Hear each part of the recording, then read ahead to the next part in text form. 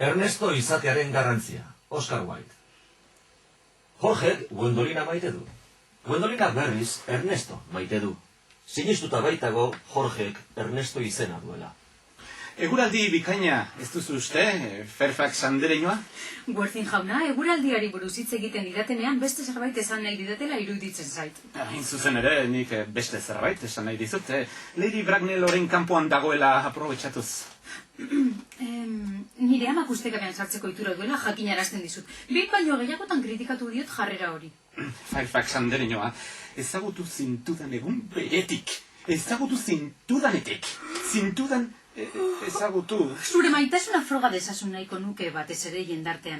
Betidanik sortu duzu alako lilurapen bat niregan, zu ezagutu baino lehenagotik ere.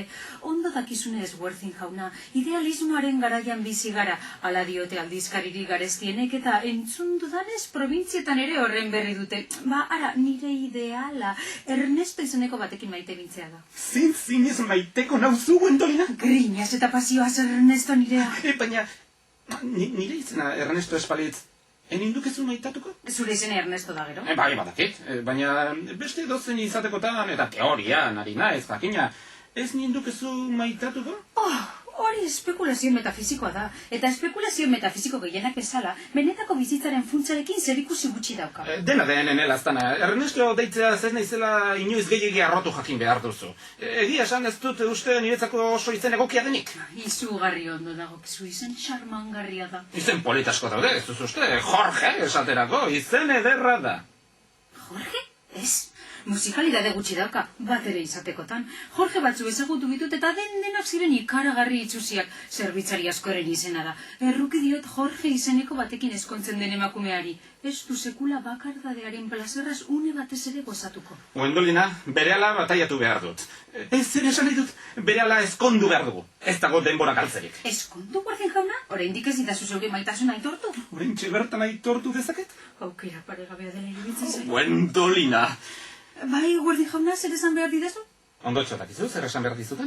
Bai, baina oraindik ez duzu biperrik ere esan. Gizona belaunikatu egiten da. Gwendolina, nirekin ezkondu nahi alduzu? Hori izan nahi dudala maitea! Kostatu zaizu esatea.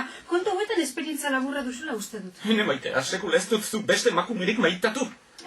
Denaren, gizonak askotan deklaratzen dira, praktikatzearen. Bapatean Lady Bracknell, Gwendolinaren ama, egongelan sartu da. Worthing jauna, altzatu zaitez arren.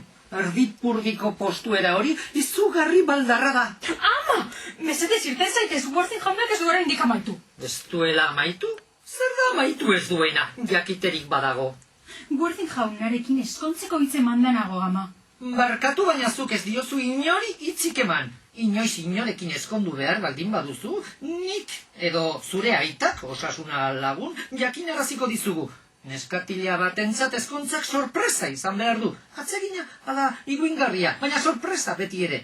Ez da neska gazte baten ardurapean usteko kontua.